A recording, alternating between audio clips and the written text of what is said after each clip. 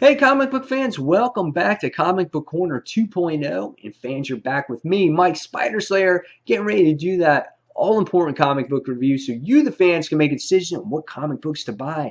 And today, fans, we're talking about a new independent comic published by Image Comics, written by Jonathan Hickman, and the artwork is done by Ryan Bondernim, and this is otherwise known as The Dying and the Dead. That's right, fans. Now, it is a Jonathan Hickman book, and sometimes his writing style can kind of turn me off.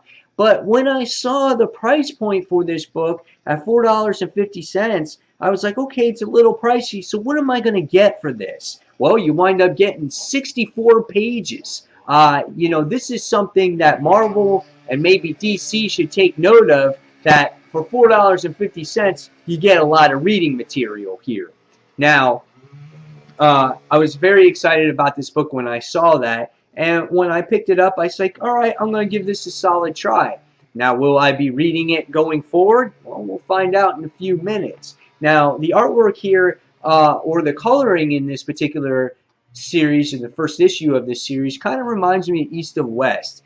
Certain particular situations or scenes that happens in the book represents the coloring in this particular issue, where you get to see in the beginning here, you get to see a couple get married, everything's all happy, it's nice and blue, and then when there's certain situations that arise, like evil or bad guys are happening, things get red, and then when there's murders or other situations happening, well, things get blood red, and it focuses on certain focal points within the coloring and the artwork. As you're reading the book in the beginning, as this introductory scene that I just showed you, you get to see that it has this very cinematic-like look as you're reading, because you get to see paneling right in the introduction, who it's written by, who it's drawn by. You get to see who the art is by, and colors and letters and all that, and you get to see little scenes that's happened in the actual book. And you can see, based off of this paneling, there's a lot of detail that goes into that paneling in the introductory pages here, and I really appreciated that. And then when you open up, right before the main beef of the story happens here, you get to see the main title page, just like a movie, and it says The Dying and the Dead. And I was just like, oh yeah, that's cool, man. That's really awesome. So I dug the beginning of this book. Now, did the rest of the book impress me? Was I turned off by Jonathan Hickman's writing in this particular issue? Well, let me tell you what the story is about a little bit, and what do I think of the actual issue. Okay, so in the beginning of this particular issue, we wind up seeing our couple, our happy couple, getting married here, and we get to see that we're focusing on a particular ring. So remember that ring, okay? And they're having this great time. There's a band that they're partying, and they're singing, and they're having a grand old time here. And they're celebrating. But as things, progress throughout the night, and our happy couples, consummating their marriage and whatnot, we get to see these evil bad guys lurking from the water in their wetsuits and whatnot. And we get to see them trudge through the sand, and things are happening. And then the next thing we wind up seeing is that we see this female character in here, all covered in masks, and they're all with, her little group of bad guys.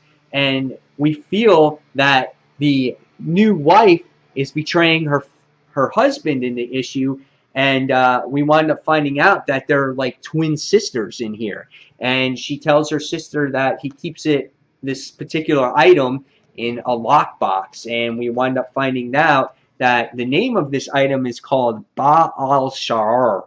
Whatever the hell that is, I don't know, but it's something of importance to this female villain here.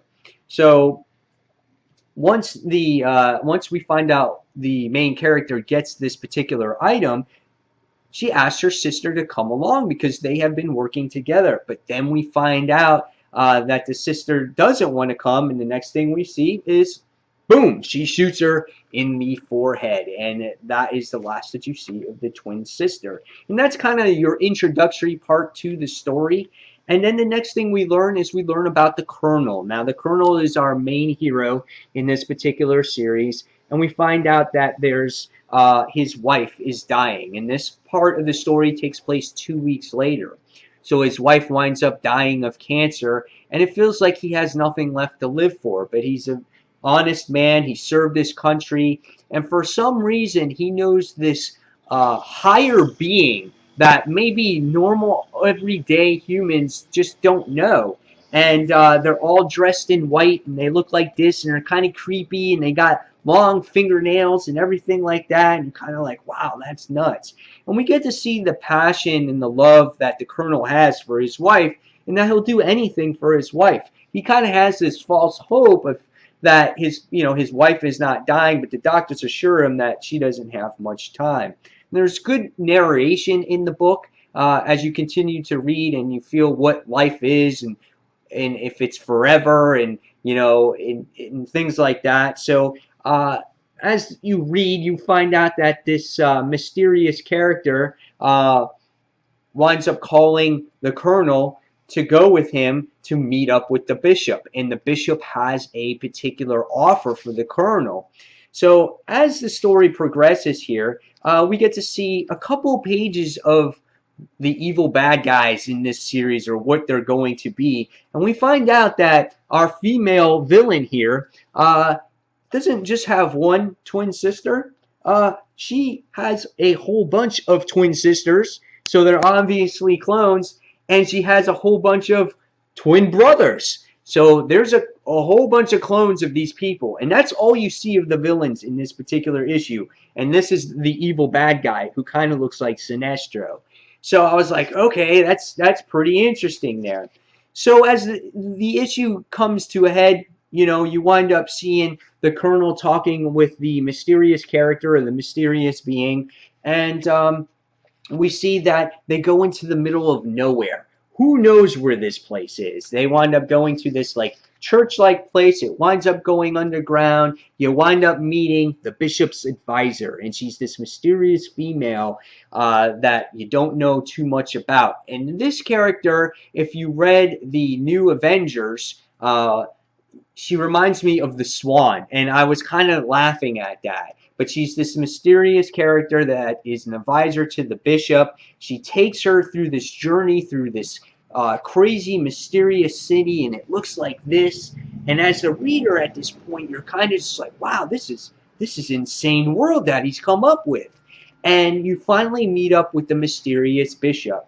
And the bishop has known the Colonel for years and years, since the 1940s, since World War II. And he's aware of that his wife is dying, and that he has put a proposition on the table that if he helps the Bishop in this mission, which is to get this piece that was stolen from earlier in the issue, whatever it was, that he will bring his wife back to life, or keep his wife alive. And if not, then his wife will die, and he will die soon after. And the Colonel's thinking about it, and the Bishop actually advises the Colonel not to take the mission. And the Colonel's kind of like, well, why would I not take this mission? Why did you drive me all the way out here? And the Bishop believes that the Colonel is a very pure person, and that he will die with some dignity if he doesn't take this mission. So by the time you get to the very end of this issue, obviously the wife is most important to Colonel, and he accepts this mission, and he is going to be traveling with the female advisor. And that's pretty much the entire issue here. To really get a feel of this book, though, truly, you have to read it to really get a sense of the characters in here. Because there's a lot of dialogue in this particular issue, especially when it comes to the Bishop character. He gives you a sense of what life is, what these beings are, what the Colonel's life is like, and gives you like moral life reasoning, very Jonathan Hickman type of style. Now, this was, even though at times dialogue heavy, this was a great book to look at. And it was a simplistic book to read because it only really featured the Colonel, the Bishop, the advisor, and the person that brought the Colonel to this mysterious city. So I thought this was a good read. It really intrigued me to read the next issue, and I really hope you guys give this one a try because I think this could be a solid series going forward. I'm not sure when the next issue will be out, and I am very interested in this villain here and what was in that particular box that's so important. So really good stuff here. If this is an independent that you want to try this week, I think this is the one to go for from Image Comics. So sorry about the lengthy review on this particular issue, guys, but this was a hefty issue, and I wanted to really get a point, the story across to you guys, so it gets you, enticed you to try to buy this book. And so, guys, if you read this particular issue, give me your comments below. And fans, as always, thank you for watching Comic Book Corner 2.0. And until the next comic book review, this is Mike Spider Slayer signing off. Thanks for watching, fans. See you soon. Bye.